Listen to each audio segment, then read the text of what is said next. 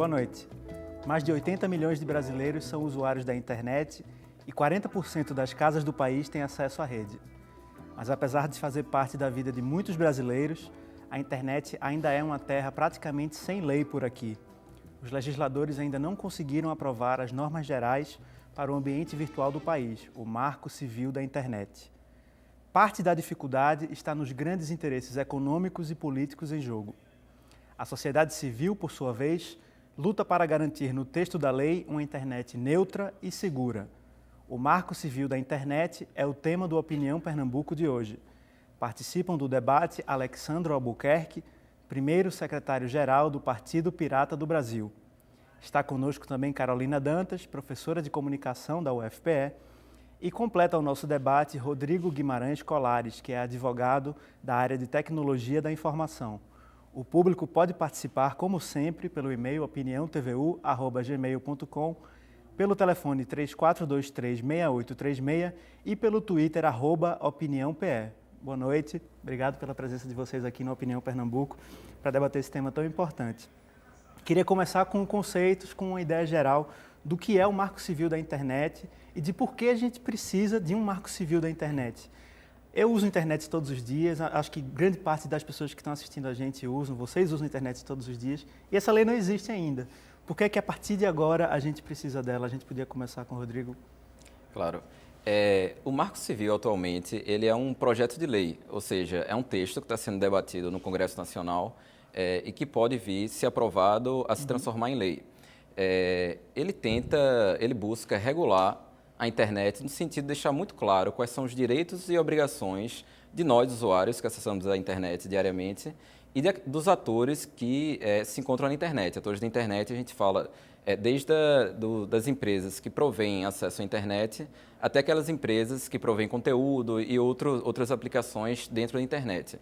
Então, atualmente, apesar de a gente ter um marco legislativo bastante amplo, que é consagrado na Constituição Federal, a gente não tem muito claro algumas situações específicas e que é muito mais benéfico para a sociedade se a gente tiver elas bastante claro, como é o caso sobre a guarda de dados, como é que você pode guardar, quando que não pode, que tipo de acesso você pode ter a dados pessoais. Se diz que é uma espécie de constituição da internet, não é isso? É uma espécie de lei geral que vai dizer quais são os direitos e deveres, como a Constituição Federal está para a vida fora da internet. É por aí?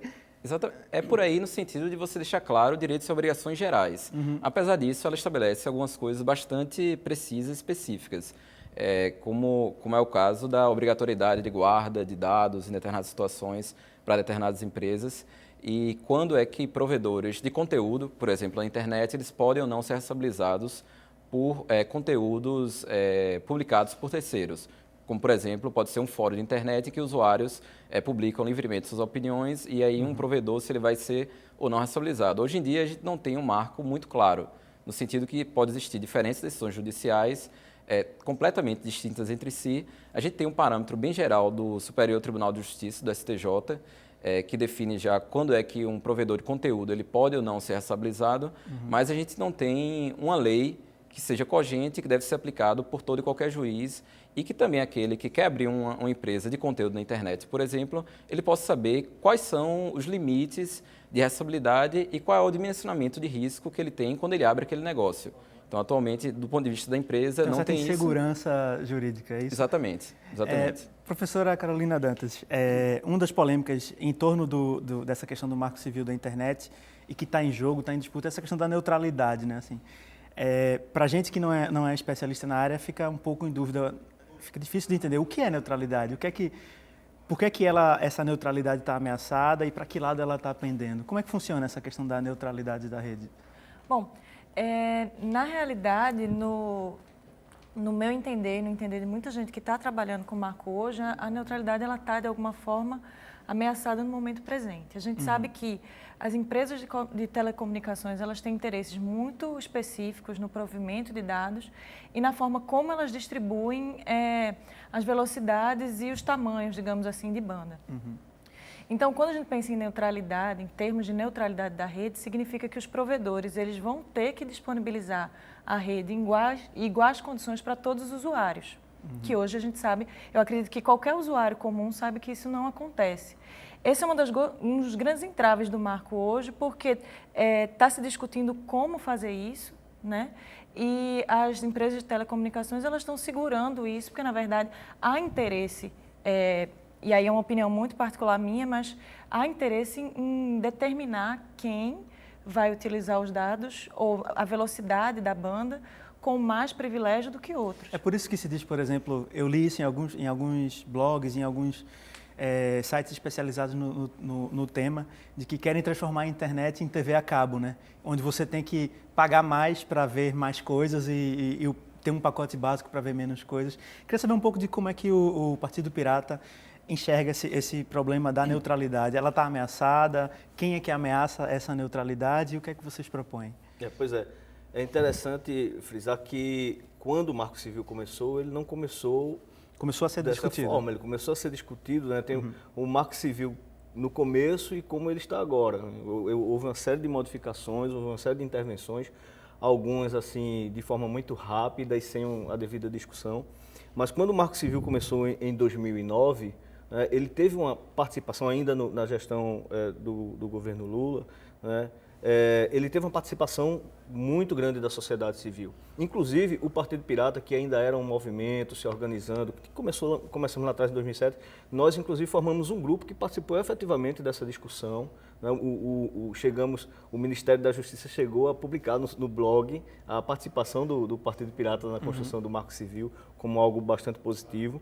Né? Mas aí, depois que ele sai desse processo de discussão e ele vai para o Congresso, e ele tem uma relatoria, né, de um congressista, ele começa a sofrer. Hoje é o deputado Alessandro Molon, PT né? de São Paulo, mas não era, no começo não era ele, era um outro deputado, mas aí o Alessandro Molon, o papel do Alessandro Molon foi enxugar, né, a quantidade de leis e de projetos, na verdade, a quantidade de projetos de leis que o Congresso tinha, né, para que no final o Marco Civil restasse como agregador desses projetos. Então, o que ocorre?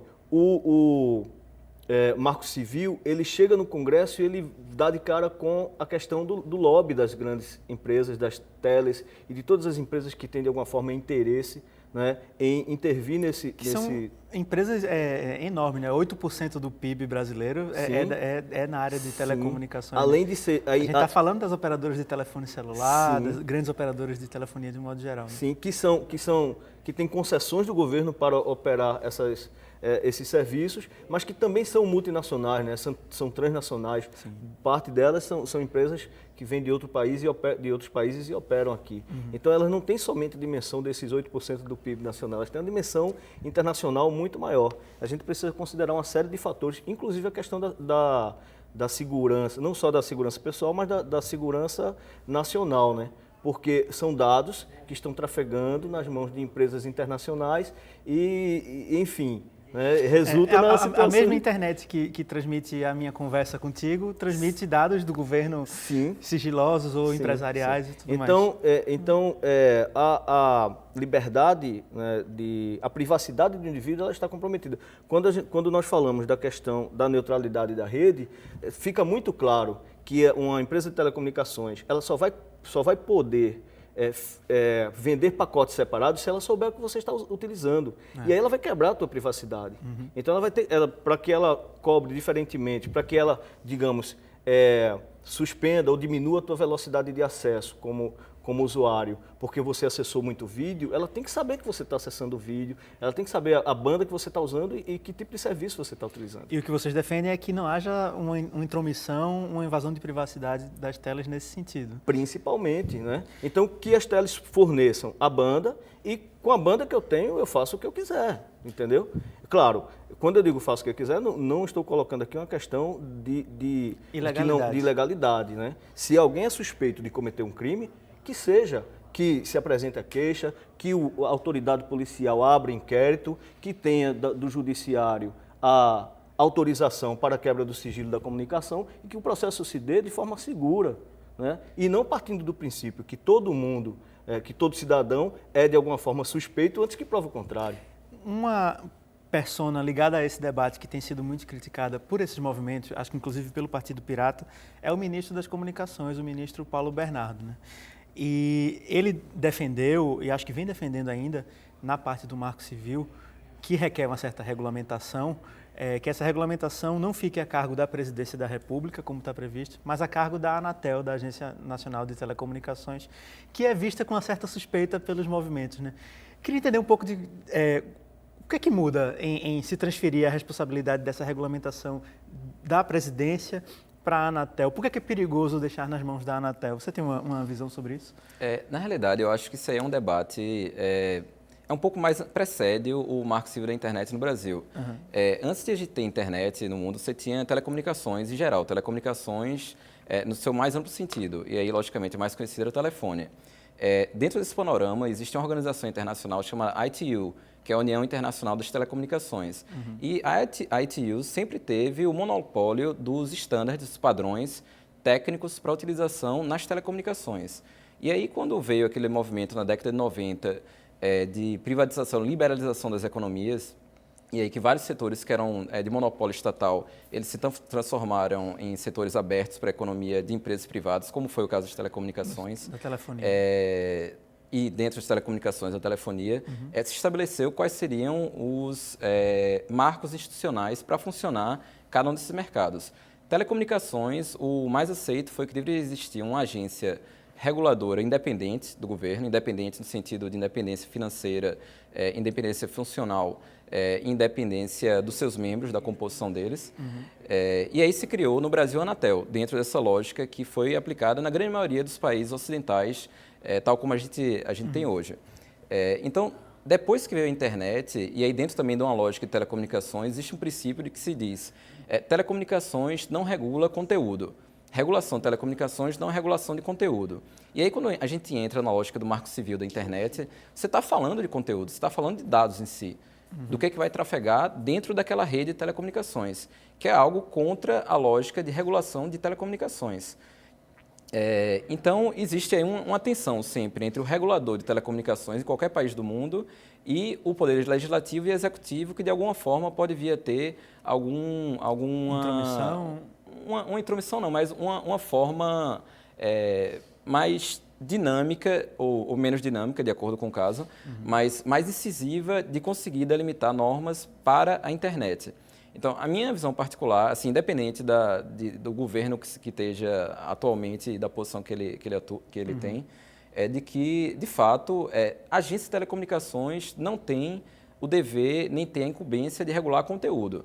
Ela tem que estar preocupada com o bom funcionamento das telecomunicações no Brasil. Ela regula o negócio da telecomunicação mais do que... Ela regula como as redes vão se interconectar, qual o preço máximo que de alguma maneira pode existir. Então ela regula... a primeira lógica era que existissem vários competidores para que o preço fosse melhor e a qualidade melhor também para o consumidor final. Então essa é a lógica geral da agência de telecomunicações. E aí tem várias incumbências funcionais também para que isso chegue a um serviço de boa qualidade para o consumidor final e que haja a maior quantidade de empresas possíveis existentes. Mas, a princípio, não seria uma incumbência da Anatel.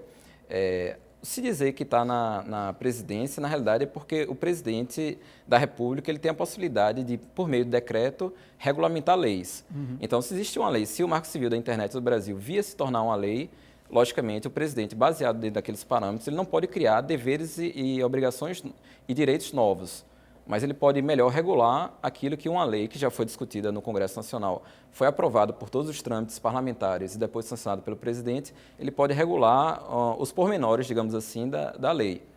Então, é dentro dessa lógica que se diz, quem é que vai regular? É a Anatel ou é o presidente? Então, se o Marco Civil da Internet do Brasil vier a ser aprovado, de fato, dentro dessa lógica legislativa, o presidente da República que tiver em vez, ele vai poder, de fato, editar normas reguladoras. Vocês têm posição a respeito disso, de se deve ser a Anatel ou se deve ser a presidência? Vem acompanhando esse debate? De um modo muito amplo. A gente tem que pensar a comunicação como direito humano. Na verdade, isso está previsto, inclusive a ONU trata disso, a Unesco como órgão acessório tratam disso também. Então, assim, se a gente joga a questão do Marco Civil apenas para a Anatel, significa que a gente está centralizando essa discussão de alguma forma no aspecto econômico e de regulação do mercado. A regulação do mercado e do tráfego de dados, por exemplo, é um dos aspectos do marco, mas tem uma série de outras coisas que devem ser contempladas. Principalmente, eu acho que nesse momento, é a questão da privacidade das informações que circulam, porque uma coisa é fato, assim, a era da utopia da internet, de alguma forma, ela está se desfazendo diante da gente, a gente não sabe para onde isso vai, mas a internet ela não é um território 100% livre. Potencialmente ela é livre, desde que a gente tenha algum tipo de controle ou regulamentação daqueles que provêm a circulação de dados. Né? Acho que a grande pergunta é, a lei Carolina Dickmann serve para Obama? Acho que não. Serve porque, né? Então, assim, como nós vamos garantir que as nossas informações, que a nossa privacidade não será invadida, né? Primeiro que quando a gente fala de internet, a gente precisa entender que a internet é uma rede mundial, né? Um país ou um governo apenas, e mesmo que fossem todos os governos, será que eles teriam o direito de regular uma rede que é mundial e que não tem fronteiras? Acho que o que ele pode regular é o comportamento do cidadão daquele país com relação ao uso da rede, até um certo limite, né? Até um certo limite.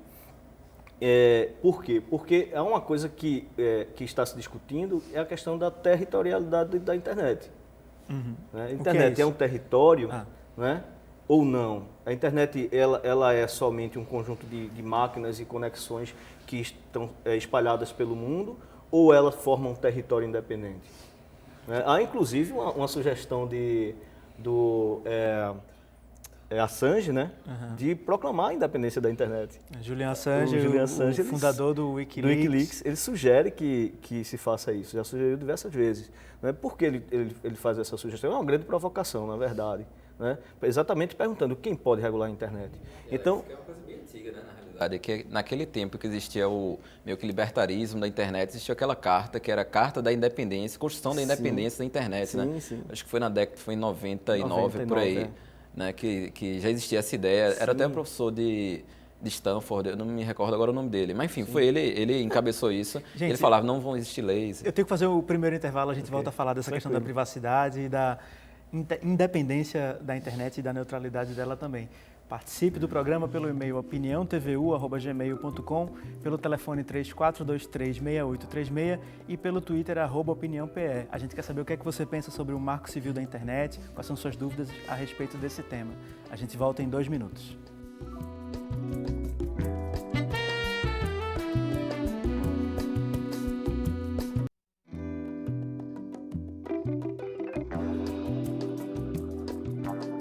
De volta com a Opinião Pernambuco, o nosso tema de hoje é o Marco Civil da Internet. Participam do debate Alexandre Albuquerque, primeiro secretário-geral do Partido Pirata do Brasil. Está conosco também Carolina Dantas, que é professora do Departamento de Comunicação da UFPE. E completa o nosso debate Rodrigo Guimarães Colares, que é advogado nessa área de tecnologia da informação.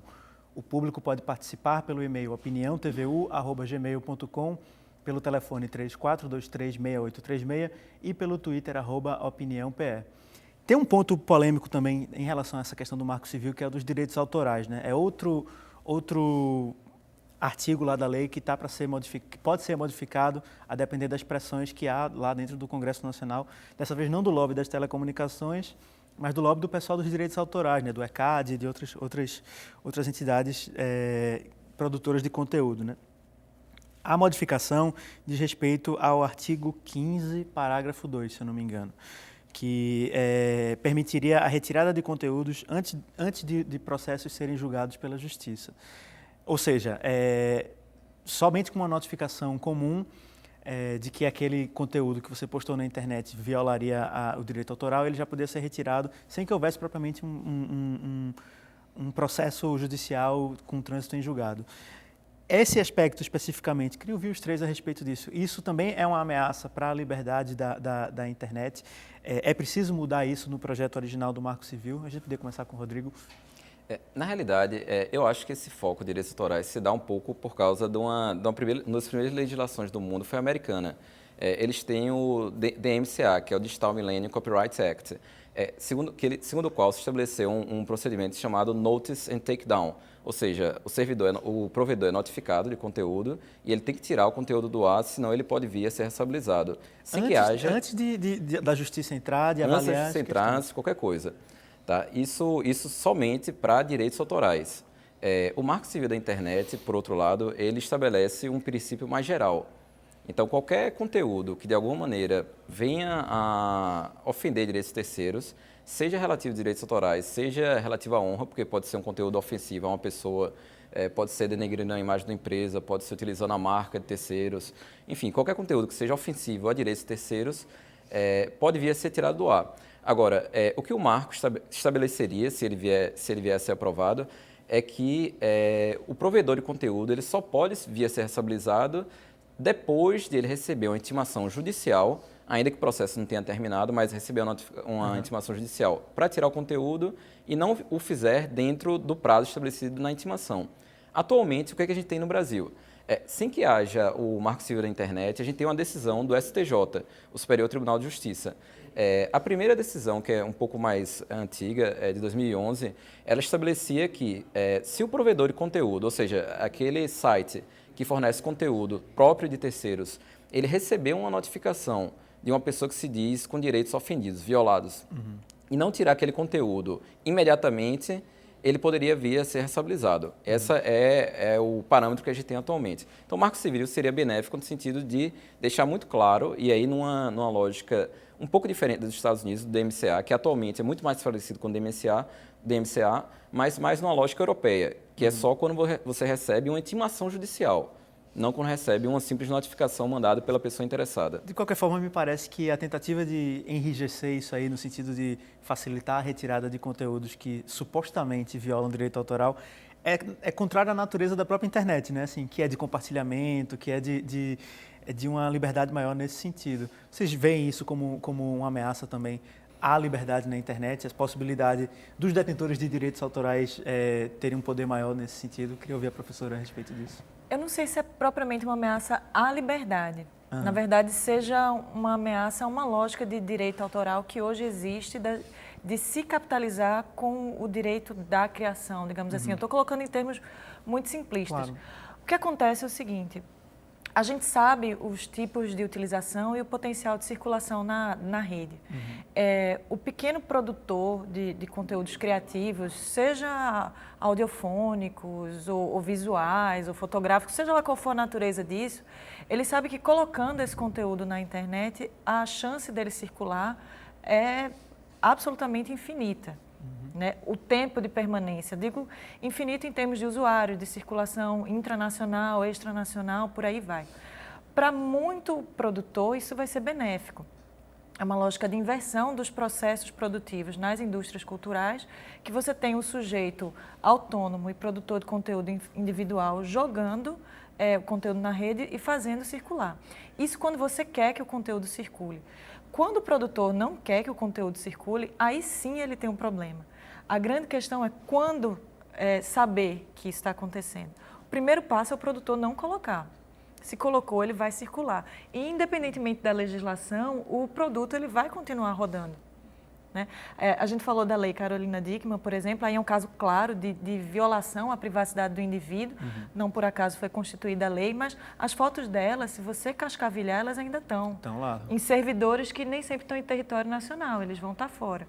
Então, assim, eu acho que passa mais do ponto de vista da criação e do tratamento dos bens culturais, da disponibilidade do sujeito produtor em fazer circular, do que propriamente da regulação. Quando há, e eu acho que nesse sentido a notificação é interessante, esse sistema que o Marco Civil propõe, uma clara violação do direito e do interesse na circulação, o conteúdo ele deve ser retirado. Agora, se isso é uma ameaça à liberdade na internet, eu acho um pouco arriscado dizer, porque a notificação em si ela não vai impedir que as coisas aconteçam. Nesse debate sobre direitos autorais, o que vários setores ligados a essa luta dizem é que O Marco Civil não é para tratar de direito autoral. Direito autoral é outra lei, é outro... É uma legislação específica. Esse debate está sendo feito em outras instâncias. Assim. Queria saber como é que vocês enxergam, do Partido Pirata, essa ligação entre Marco Civil, direito autoral e a tentativa de modificação do projeto. Primeiro, é muito importante fazer algumas diferenciações. Né? Uma delas é o direito do autor de ser reconhecido como autor da sua obra. Certo. Então, esse direito ele é líquido e certo. Esse direito ele é inalienável. Né? Uma outra coisa é o direito do autor comercializar sua obra. Né? Como isso ocorre, como isso vai ser normatizado e tudo mais. Né? E a outra questão é como a indústria cultural, né, explora a produção cultural. Então, como a professora colocou, colocando com outras palavras, né, você antes tinha uma produtora, né, musical, que ela tinha toda a infraestrutura para produzir o produto final, o CD, né, de música, ela tinha toda a infraestrutura de distribuição, né, para distribuição, digamos assim, no âmbito nacional, de alcance nacional, e ela tinha também toda a estrutura para a venda do CD. O artista, ele é refém dessa estrutura, dessa infraestrutura. Ele foi refém, né, até que surgisse a internet. E a internet permitiu, né, o desenvolvimento da tecnologia permite que ele, com um pequeno investimento, ele tenha um estúdio, que ele possa fazer uma produção aceitável da sua música, e ele vai lá e coloca na internet e divulga, porque ele tem o interesse de que o seu trabalho seja conhecido, né? E aí ele simplesmente tirou de foco, né? Deixou de precisar de toda a infraestrutura. Quebrou esse monopólio. Quebrou o monopólio, tá certo? Então, assim, desse ponto de vista, nós apoiamos muito e defendemos muito o direito do autor, o direito do artista, o direito do produtor, né? Agora, é preciso entender que quanto mais nós fecharmos a possibilidade de compartilhamento, menos nós vamos avançar. Isso não é somente na produção cultural, é em qualquer área de inovação. Nós estamos num processo em que a inovação ela é indispensável, mas você só faz inovação se você tiver um conhecimento prévio. Né? Então, o que ocorre? O direito intelectual, ele precisa ser equilibrado também com o interesse de desenvolvimento. E aí vem o direito de acesso da coletividade à informação, à cultura, ao conhecimento. Então a gente precisa encontrar uma equação que atenda aos dois lados. Dê conta de tudo, né? Mas talvez não seja o lugar mais adequado o Marco Civil, né? Senão a gente Sim, perde o foco claro, um pouco da discussão, não, claro. e você perde, você não pega nenhuma coisa nem outra, né? Não, tanto que Os no interesses começo são a tantos. gente citou que isso é outra legislação, né? Perfeito, Agora concordo. perpassa pelo Marco Civil também, porque a questão de como os dados trafegam afeta também o compartilhamento de informações. Queria trazer e o um acesso à pouco cultura. da participação do público, que já mandou algumas perguntas para a gente, começando com a participação de Elvis, que é do município de Abreu e Lima. Ele pergunta, o Marco Civil da Internet implicará de alguma forma nos valores de planos de banda larga e internet 3G? O Marco Civil, como essa lei geral da internet, pode mudar esse problema que a gente tem no Brasil dos altos custos da banda larga? E aí a gente lembra dessa notícia que foi até divulgada hoje, né? De que o Brasil tem a banda larga mais cara da América Latina. E de que a tendência na América Latina é de queda de preços e de que a nossa tem ficado mais cara. O Marco Civil muda o mercado das telecomunicações? A princípio não. Eu acho que o que ele pode mudar de alguma maneira é que o que é que as telefônicas, as telecoms, elas alegam? Que em determinados serviços elas poderiam prestar um serviço melhor para certos clientes. E aí se coloca também o exemplo de cirurgias à distância, em que lugares longínquos e que você não conta com médicos especialistas para fazer aquela cirurgia. E aí de ter um médico, um canal específico da internet, digamos, assim, colocando em termos bem leigos, um canal na internet no qual trafegaria aqueles dados só para essa finalidade de serviços médicos e cirurgias à distância. Isso é uma das alegações que se faz. A partir do momento em que você deixa muito claro que não pode existir uma particularização para determinados agentes que podem pagar mais, acho que a lógica de empresa é que você, de algum lugar, você vai ter que tirar esse produto que você poderia estar vendendo.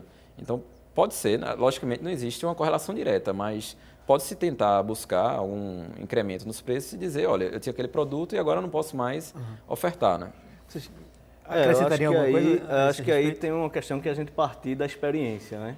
As mesmas empresas que dizem que, olha, a gente pode oferecer um serviço de melhor qualidade, até para a saúde, né, do cidadão, são as mesmas empresas que sequer cumprem suas obrigações de colocar acesso à telefonia celular nas cidades com menor número de habitantes. Mas aí então, são na duas verdade, coisas, né? Porque tem empresas que não são obrigadas a fazer isso, né? É que o argumento deles é falacioso, né? Ou, né?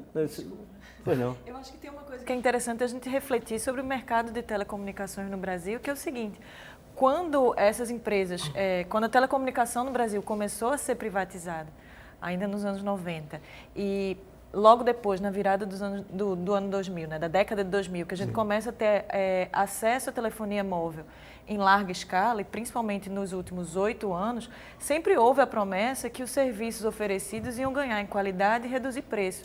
Então, a lógica de mercado, ela está muito além do marco civil, né? Ela é uma lógica de mercado e deve ser observada como tal. Agora, se você usa como argumento de custo a distribuição de banda e a velocidade de dados, as empresas, se você trocar, por exemplo, a lógica da neutralidade por uma coisa que eles chamam de estabilidade da rede, né? Oferecer rede estável é mais fácil. Aí sim, eu acho que o usuário ele seria, inclusive, financeiramente lesado. Né? Eu acho pouco provável que os preços caiam sem que haja mais concorrência e mercado de fato livre, o que não acontece com telecomunicações no Brasil. João Júnior, do bairro do Espinheiro. Com o Marco Civil da internet, o preço da banda larga vai diferenciar pelo tipo de uso? É verdade que pessoas que têm website vão pagar mais do que as que usam apenas para lazer e para trabalho? É um pouco daquela discussão que a gente estava tendo no começo, né? Se essa neutralidade for modificada, esse princípio da neutralidade que está no projeto original, pode haver, por exemplo, pode ser que usuários diferentes tenham que pagar preços diferentes para, por exemplo, assistir vídeo, é por aí, né? Se isso for ameaçado, isso aqui que ele pergunta pode acontecer, né? Eu acho que pode, mas eu acho que se a gente não vier a ter algo como Marco Civil, talvez haja mais, são os próprios sites, as próprias empresas que trafegam dados na internet, elas terem que pagar, digamos, que é o que se diz, o pedágio, né, da internet, para trafegar numa banda mais larga, uma banda mais alta, de maior velocidade. Eu acho que talvez a maior repercussão pudesse vir a ser essa, mas como atualmente a gente não tem nada que obrigue a ter uma neutralidade na rede e a gente consegue acessar, então há uma discussão também, há aqueles que dizem que não necessariamente tem que ter Existiu agora uma dissertação na Faculdade de Direito do Recife, de Erickson Oliveira, que ele explorou esse tema. E Erickson, ele dizia, mas será que a gente tem realmente um problema? Será que a gente não está criando um problema e combatendo já um problema sequer existente, se atualmente a gente funciona perfeitamente sem ter neutralidade? Os outros dizem que não, né? Que tem que ter uma neutralidade na rede para que a gente tenha, inclusive, uma democratização da informação.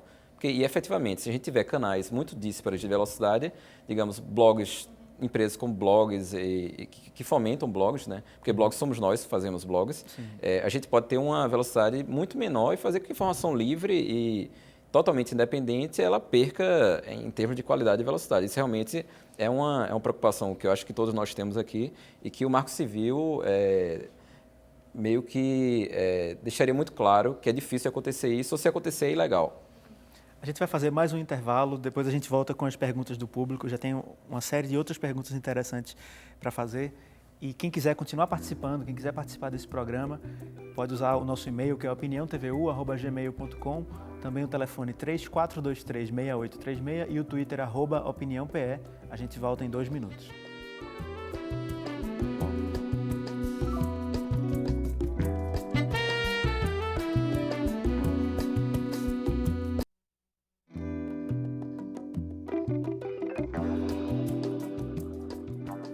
Opinião Pernambuco está de volta. O tema de hoje é o Marco Civil da Internet.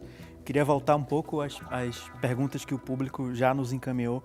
Tem a pergunta de Érico, que é do bairro de Boa Viagem. Ele diz assim, com a notícia de que o Google, o Facebook estariam ajudando na espionagem com os Estados Unidos, o Marco Civil evitaria que os nossos dados fossem expostos? há uma relação entre marco civil da internet, esse projeto que está lá na Câmara para ser votado, e a privacidade, e ele de alguma forma poderia funcionar nesse sentido? Qual a visão de vocês sobre isso?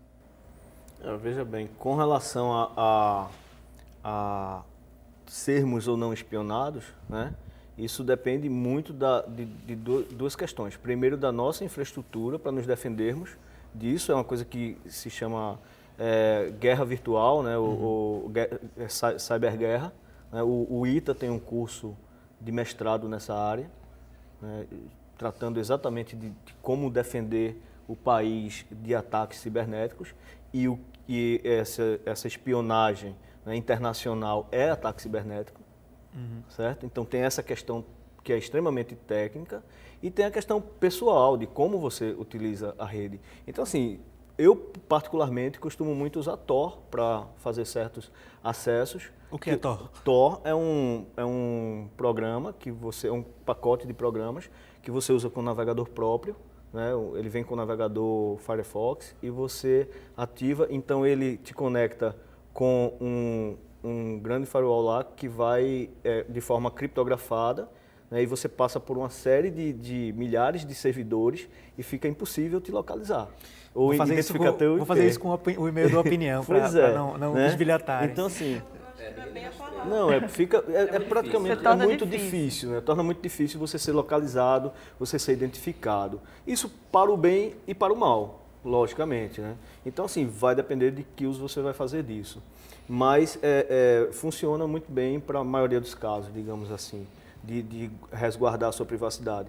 Mas nós deveríamos não ter que recorrer a isso, né? Nós deveríamos ter sim o direito resguardado. E aí, quando nós falamos do direito do cidadão, nós falamos de uma obrigação do Estado, né? Então, se um governo de outro país, se um outro Estado consegue invadir os nossos sistemas e ter acesso às nossas informações, quem falhou aí foi o Estado brasileiro, né? E mais especificamente o Ministério das Telecomunicações, o Ministério de Comunicação da Defesa, né? E da Defesa também, né? Dos dois aí. Mas hoje quem lida com isso mesmo é o Ministério das Comunicações, né, que regula as teles, que deveria estar a par do que está acontecendo. O pior é que invadir não chega a ser nem o termo mais adequado, porque dependendo do tipo de serviço, dependendo do servidor, os dados eles já estavam hospedados no exterior. Sim. O grande problema é esse, assim. A gente tem servidores no Brasil, mas eventualmente o custo de armazenamento de dados faz com que os servidores sejam utilizados, que se utilizem servidores de outros países. Então, sim, por exemplo, a Amazon tem hoje um dos maiores conjuntos de servidores para armazenar dados. Na pergunta anterior, o internauta ele comenta, assim, ele pergunta, né? Eu tenho um blog, vai ficar mais caro, vai ficar mais barato? João Júnior. Tem uma coisa que vai além. Antes de perguntar se vai ficar mais barato ou mais caro, a gente tem que perguntar onde é que está o meu blog. Fisicamente, ele aparece diante de mim no computador, mas ele pode estar armazenado em qualquer lugar. Eu não sei dizer até que ponto o governo federal, considerando as dimensões da máquina pública, ele tem todos os servidores em território nacional. Isso é uma coisa que cabe se discutir. O investimento seria da ordem de milhões, um investimento muito grande em termos de equipamento, espaço correto de armazenamento e de energia também. E de garantir que esses equipamentos não tenham backdoor, né? Pois é, e ainda tem isso. Backdoors são recursos que são colocados ou de software ou de hardware na máquina, e aí a empresa que produziu aquele equipamento, ela passa essa senha de acesso para o governo americano e ele acessa teu equipamento, independente de onde ele estiver. Délio Souza mandou um e-mail para a gente, que provavelmente foi interceptado também. Há algumas semanas tento contratar os serviços de grandes provedoras de internet e todas elas me disseram que não há possibilidade de instalação em minha casa. Por que isso acontece e o que o Marco Civil tem a dizer a esse respeito? Afinal, quero contratar um serviço e sou impedido pelo próprio prestador. Coisas diferentes são os seus direitos, o que você pode e deve fazer na internet e a oferta desse serviço, né? E aí ele toca num assunto que a gente não tocou até então, que no começo eu falei, 40% dos lares brasileiros têm acesso à internet. O que quer dizer, 60% dos lares brasileiros não têm acesso à internet. Sim. Então, assim, até onde a gente está discutindo um marco da internet num momento em que ainda há uma grande exclusão digital no país, né? Assim, o acesso a essa informação ainda é muito restrito. Queria ouvir o que vocês poderiam falar a respeito disso, tomando como gancho a pergunta de Délio Souza.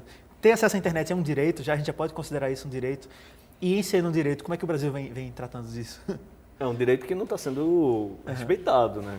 Não está sendo respeitado. Na verdade, como a professora colocou, a professora e a ONU já colocam isso como direitos humanos, como direitos fundamentais da pessoa humana. Tá certo? Então não é só a questão de direito ao serviço, não é só a questão de direito do consumidor, é um direito do ser humano, né? Então, como é que as empresas de telecomunicações lidam com isso? Como é que o provedor de serviço lida com isso? Custo-benefício. Se ele tem um custo, se ele tem um bairro onde a população daquele bairro é uma população de alta renda ou de uma renda média, ele vai primeiro oferecer o serviço naquele bairro, ele vai fazer a relação de custo-benefício, quanto vai custar investir na implantação do serviço naquela região, né?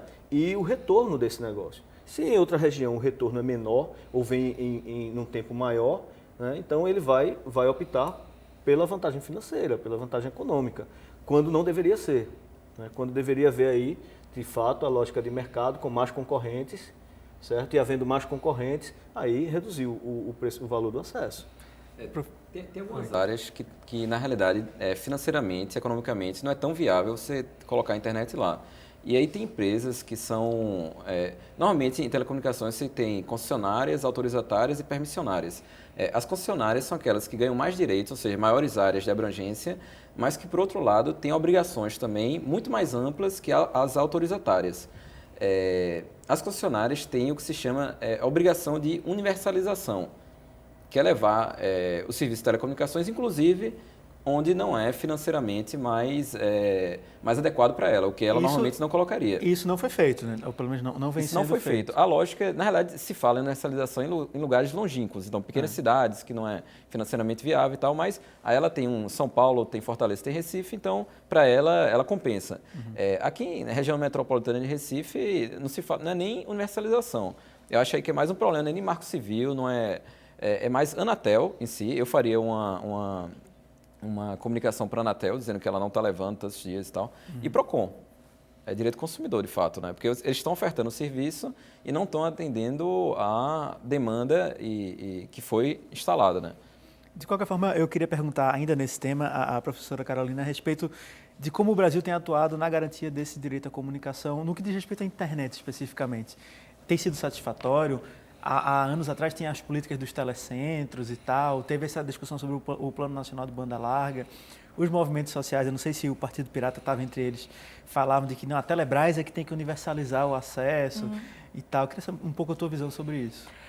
Para dar minha visão sobre isso, eu quero ir bem atrás. Assim, a gente estava falando, em função dessa preocupação de acesso à internet, da distribuição de rede, de cabeamento das cidades, mas assim, eu quero ir um pouco atrás nisso e pensar que muitas cidades brasileiras elas não têm acesso à energia elétrica, por exemplo.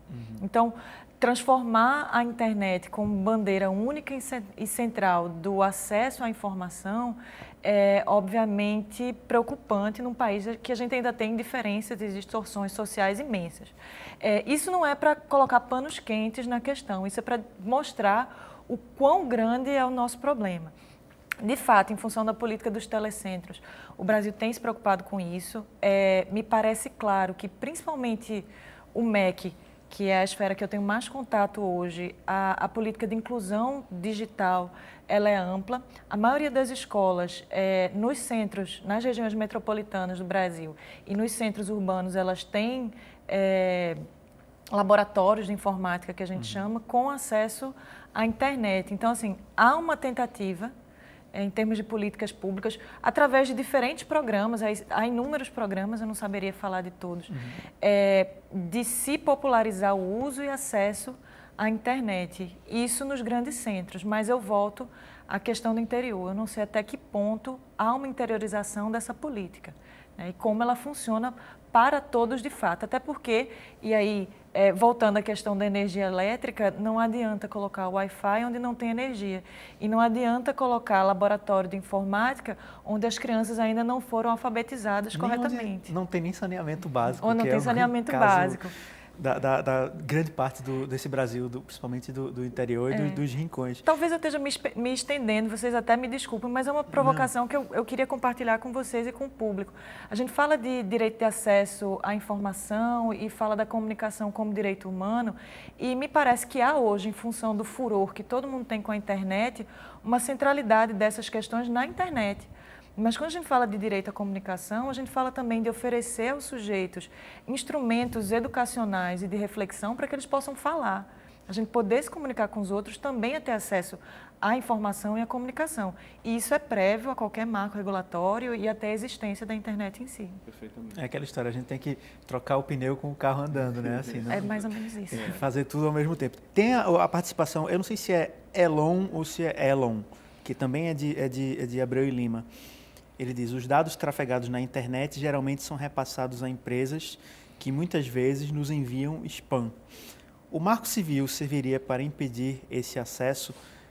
Tem algo em relação a spam, a envio de publicidade indesejada previsto no texto do Marco Civil? Não. O que a gente tem, na realidade, lá é sobre não obrigatoriedade de guarda de dados em determinados agentes. E ele falar também é estabelecido quais são as hipóteses em que se pode abrir esses dados de conexão, que pode ser conexão desde o provedor de acesso à internet até o provedor de aplicação de internet.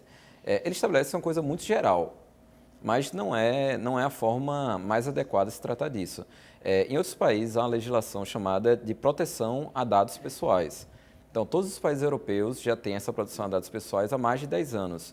Que diz exatamente isso. Aquilo que é dado pessoal, ou seja, algo que possa identificar um indivíduo, uma pessoa, ele não pode ser nem armazenado, nem tratado, nem repassado a terceiro, nem sequer utilizado, sem que você deixe muito claro como se dá essa forma de utilização. E aí não só a utilização, como o tratamento, o reenvio, a guarda, inclusive a segurança desse dado. Assim, há critérios muito bem estabelecido sobre isso. E no Brasil a gente já tem inclusive uma discussão também no projeto de lei sobre proteção de dados pessoais, que é extremamente necessário. Eu acho que se a gente fosse colocar os dois principais projetos para deixar muito claro quais são os direitos e garantias fundamentais das pessoas, eu colocaria de primeiro lugar, na internet, logicamente, em primeiro lugar o Marco Civil, em segundo lugar a proteção a dados pessoais, que é uma legislação que soa muito novo ainda para a gente, mas que é algo necessário, que todos os países mais evoluídos, eles, nesse sentido, nessa matéria, já têm parâmetros muito claros a respeito. A gente sabe que o Marco Civil está em discussão desde, sei lá, acho que 2010, 2011, né? Que esse projeto está tramitando e ele estava lá parado. A gente teve recentemente 2 grandes casos de grande repercussão relacionados à internet. No âmbito internacional, o caso do Edward Snowden, da espionagem norte-americana e não só norte-americana, dos dados do mundo todo. No âmbito local, grandes protestos que se espalharam pelo Brasil e que tiveram a internet como um grande meio de agregação e também de denúncia de certos abusos. Minha pergunta para os três, esse momento que a gente vive agora, torna mais importante e pode chacoalhar o Congresso no sentido de trazer à tona de volta o debate sobre o Marco Civil da internet e eventuais outras garantias que possam melhorar a qualidade da internet e melhorar o acesso a ela no Brasil. Como vocês veem esse momento? Acho que a gente está no finalzinho, seria a última pergunta para vocês três. Com relação ao Marco Civil da internet e os movimentos que estão ocorrendo no Brasil, nos protestos nas ruas, há uma relação sim, mas uma relação que eu vejo de interesse de certos grupos de votar o Marco Civil como ele está agora. Porque o Marco Civil, como eu falei no começo do programa, o Marco Civil como ele está agora está bem diferente de como ele foi concebido pela participação popular. Tá certo? Inclusive, assim, o Marco Civil pode ser votado? Pode. Nós podemos ter o Marco Civil? Podemos. Esse Marco Civil, ele não precisa obrigatoriamente ter os artigos que comprometem a neutralidade da rede, como tem agora. Né? Então, essa é uma questão. A outra questão é a participação do povo nas ruas, aconteceu via internet? Aconteceu. E não foi maior exatamente por conta do custo do acesso, né, que é restritivo. A gente vê que quem se organizou para estar nas ruas foi a classe média. Né? Porque o cidadão de baixa renda ele não tem acesso à internet. E aí houve uma situação muito séria. Eu estive no primeiro Fórum Nacional de Banda Larga do Brasil, que foi em Brasília em 1 e 2 de outubro de 2009, né? Participei do primeiro fórum e presenciei lá um embate entre o Ministério das Comunicações e o Ministério de Ciência e Tecnologia, cujo o Ministério da Ciência e Tecnologia tinha o projeto de utilizar a rede de fibra ótica da Petrobras para levar internet de banda larga para a casa do cidadão, até a casa do cidadão, até a moradia. E o Ministério das Comunicações tinha uma visão diferente. O Ministério das Comunicações disse, não, é até a prefeitura, no máximo até a praça. A gente tem só um restinho de tempo, eu queria ouvir só os nossos dois outros convidados a respeito disso. O momento que a gente vive no Brasil e no mundo favorece a aprovação do Marco Civil da Internet e vocês têm expectativa a respeito disso? Eu, novamente, não sei se favorece exatamente o termo, mas sendo bem sintética e também tentando responder à preocupação que algumas pessoas mandaram, e essa preocupação com espionagem e tudo mais, cada dia mais os sujeitos, governos e empresas têm que ter controle das suas informações, do que emitem e do que recebem. Então, o marco não vai resolver tudo agora. Rodrigo, só 30 segundos. Eu acho que favorece no sentido de trazer novamente essa discussão e a necessidade de se aprovar um marco civil. Foi 8 vezes adiada a votação, então eu acho que isso é positivo. Agora, sobre essa questão da intervenção do governo americano e tal, isso já é assegurado na Constituição Federal do Brasil, tá? Então o Marco Civil não vai alterar nada, mas é um ótimo momento para a gente rediscutir essas questões. Muito obrigado pela participação de vocês aqui no Opinião Pernambuco. Muito obrigado às pessoas que mandaram perguntas. Muito obrigado também a quem assistiu esse programa. O Opinião Pernambuco termina aqui. Boa noite e até o próximo programa.